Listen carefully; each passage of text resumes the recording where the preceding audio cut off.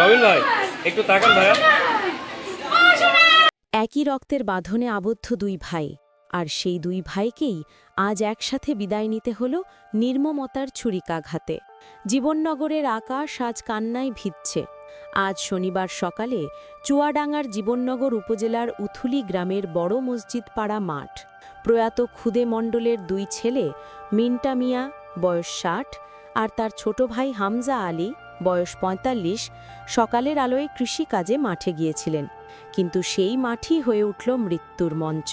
পূর্বশত্রুতার জেরে ৮ থেকে ১০ জন সশস্ত্র লোক হঠাৎ হামলা চালায়। লাঠি আর ধারালো অস্ত্রের আঘাতে রক্তে ভেসে যান দুই ভাই।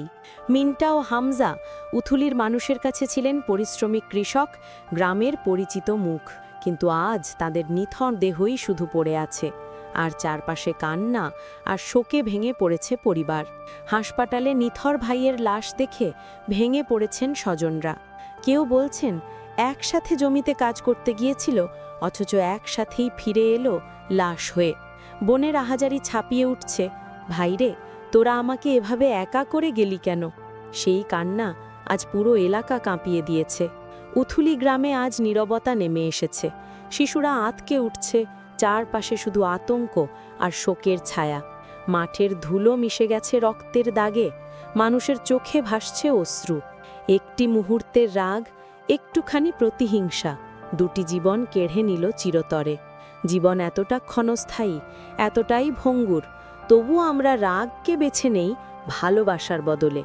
এই ঘটনা আমাদের মনে করিয়ে দেয়, হিংসা কখনো সমাধান নয়, বরং ধ্বংসের দরজা খুলে দেয়। মিন্টা মিয়া ও হামজা আলীর আকস্মিক মৃত্যু জীবননগরের ইতিহাসে হয়ে থাকবে এক গভীর ক্ষত।